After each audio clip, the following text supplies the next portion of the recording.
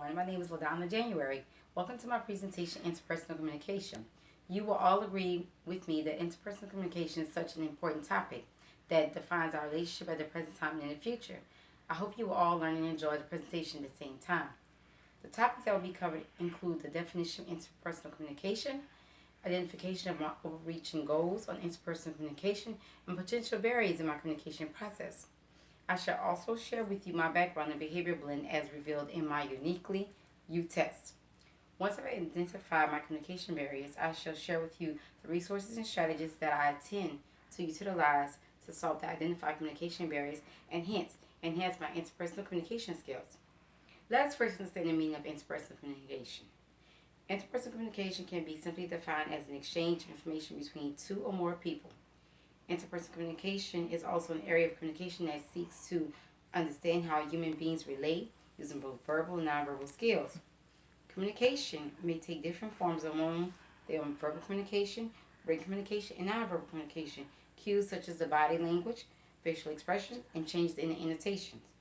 Different communication strategies will be required in different contexts due to such factors as distance, formality of the communication context, and the possibility of language barrier or any limitation characterizing the communication party. My overreaching goals in communication is to become a better communicator and to be able to establish and sustain relationships with other people. I tend to influence other people to develop excellent communication skills through modeling. For example, I expect my children to learn the art of active and mindful listening from me.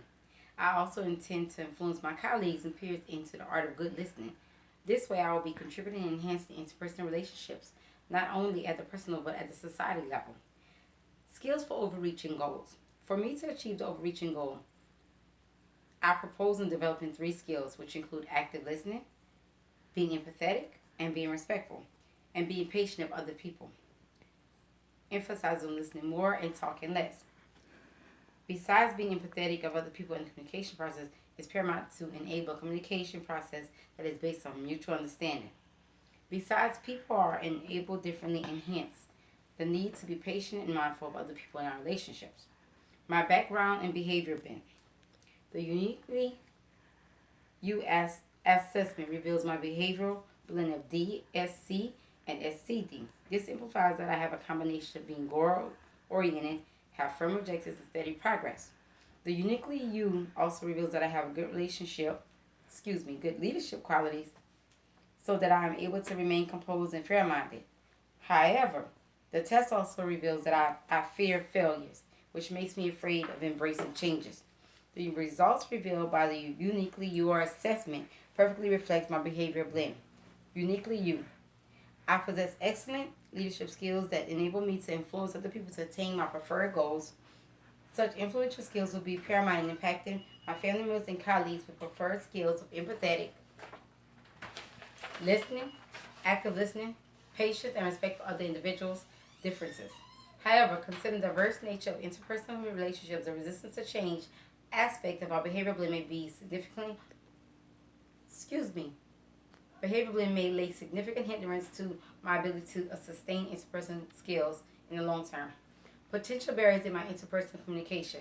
Effective interpersonal communication calls for efforts on either of parties involved.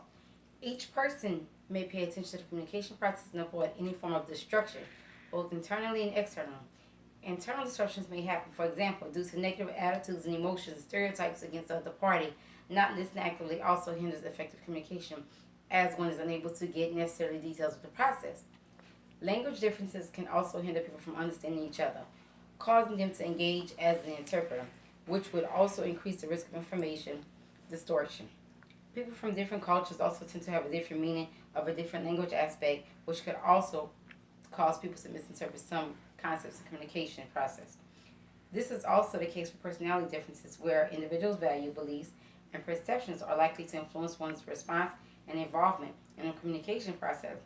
Similarly, people born at different points in time have different preferences and means of communication. For example, cliches used by millennials may not make sense to baby boomers. I will focus on developing 4 skills as ways of dealing with my communication barriers. This includes active listening, empathy, patience, respect. Active listening is an essential strategy for curbing communication barriers. Communication barriers imply an ability to comprehend what the speaker is saying. This can be avoided by embracing active listening. Being empathetic means being mindful and accommodative of other personal differences. Everyone is unique, yet represents such uniqueness in an interpersonal relationship may jeopardize communication, as every party seeks to uphold their interests. An open discussion that is based on trust is necessary for effective interpersonal communication in relationships. Patience is equally a fundamental virtue of effective communication.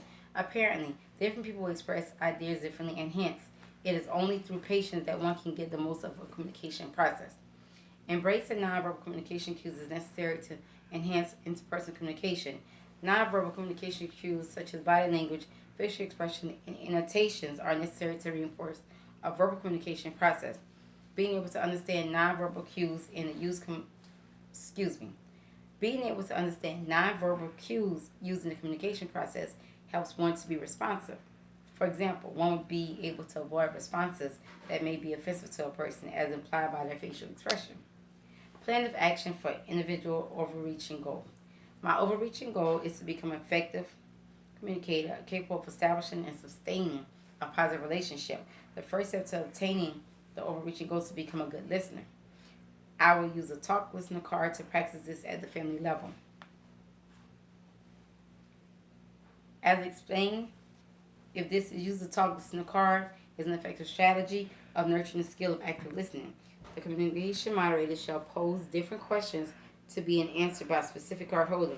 This will help nurture active listening skills by the members. Mindful meditation will also form a significant part of my action plan.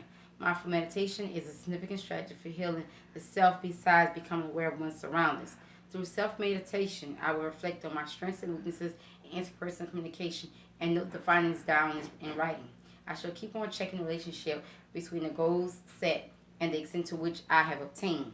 In conclusion, practicing on the skills of emotional intelligence, empathy, patience, and immersing nonverbal communication skills will enable me to obtain my overreaching goals in interpersonal communication. And I'll go ahead and demonstrate with my PowerPoint.